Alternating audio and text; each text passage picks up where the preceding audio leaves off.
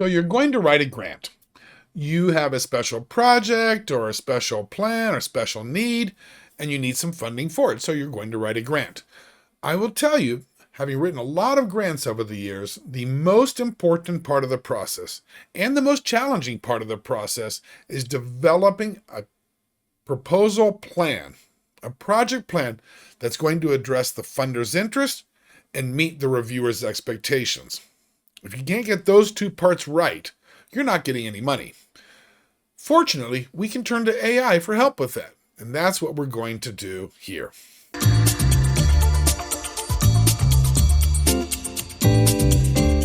All right, so the very first thing that we're going to do is we're going to create a concept paper. Basically, what are you thinking about so far? What are your ideas? What are your needs? What is the context? What's it about? What have you already got here? And you're going to write it down into a concept paper. Now, you could take this and just put it into the chat box, just write it in there. I recommend you do it on a separate document and upload it because we're going to come back and do some revisions to it. All right, we're going to take some stuff out and add some stuff to it and so forth. So we've got that. We're going to upload that concept paper to our AI, and we're also going to upload the request for proposals, the document that says here's the opportunity and here's what it's about and so forth. So we're going to upload those, and we're going to ask the AI to do a few things for us. First, fully review and analyze the request for proposal. What are the key priorities? Like, what's the funding for, right? What are the areas of interest by the funder? And very importantly, which we often forget, what are some things the funder is explicitly not interested in? Our proposal, our plan, needs to address the things they want, and it needs to avoid the things that they don't want. Otherwise, we can kiss the money goodbye. We're not getting it. So that has to be done right. That's the first part. Then, with that, now take a look at the concept paper, take a look at the RFP, and do an alignment. What is the alignment? And importantly, identify any risks that might hurt the proposal competitiveness. It's those risks that are going to tell us what do we need to do next.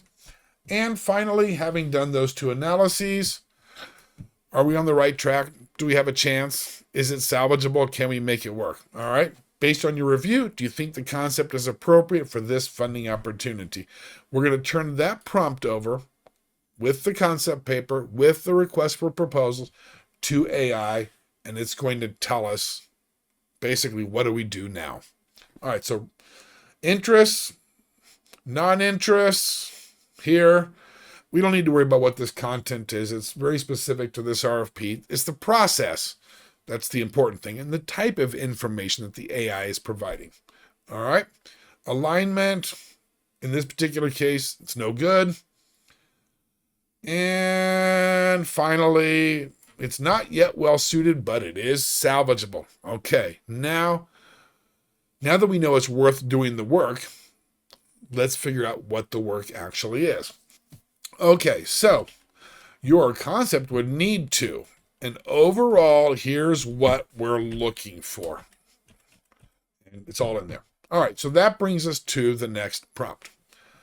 The next thing we're going to do is say, okay, you AI, you are an expert reviewer and grant writer for this particular funder. See, in this case, we're not saying, okay, AI, I need this grant, go off and write it for me.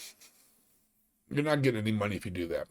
What we're doing instead is we're having the AI serve as an expert team member or an expert level coach who understands this process and can help guide us through preparing an effective and successful proposal.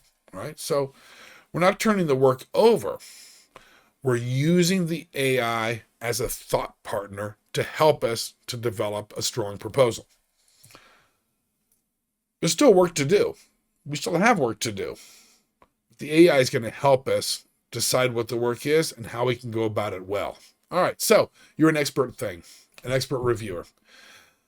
Regarding the details, what are the risks to successful submission? If we turn it in like this, what are the risks? that we're not going to get funding, and here's the important bit, well, it's all important. How might the key risks or misalignments be addressed? What are the problems? What do we do about them?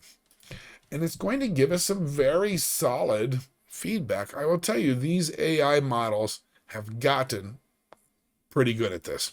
All right, so here are big problems, risks, why it hurts the competitiveness, and what can we do about it, including some sample language. Now, here's what we're going to do with this.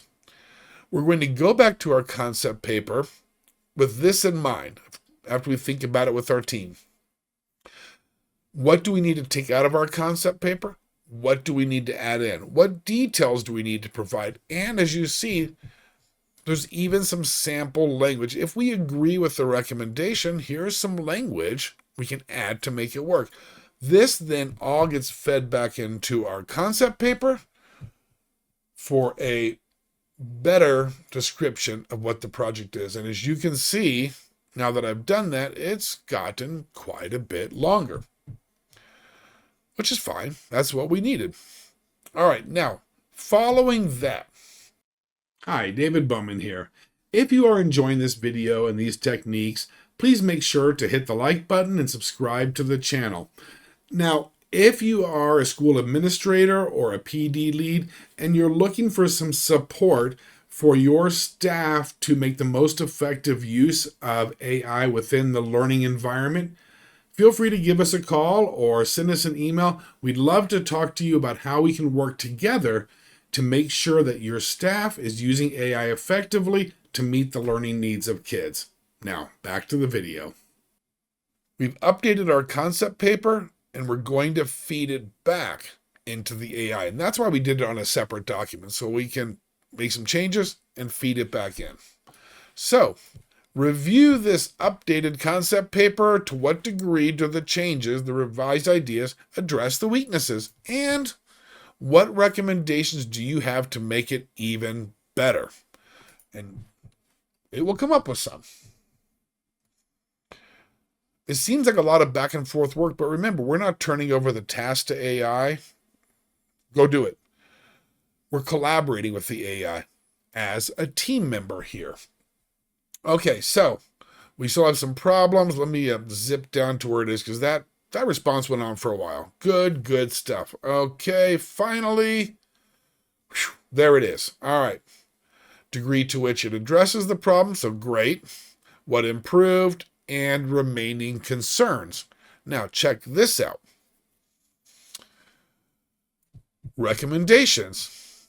If that's still the remaining concern, here's what you want to do about it to fix the problem, basically. We review them. We say, you know what? I can do that. I agree. I understand. It's something I can incorporate. I can approve of it. That is going to go into my concept paper. And it's going to keep going and keep going and keep going. It did a pretty thorough analysis, quite honestly. Look, even session plans that we might use. Lots of good stuff. Okay, so finally it's done.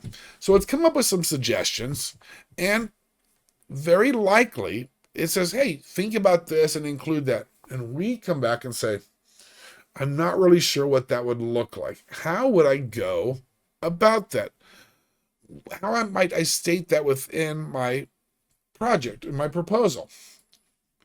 So we ask, right? It says, here's an idea. Well, tell me more. Okay, so we copy one or more of the recommendations. I would do just one at a time.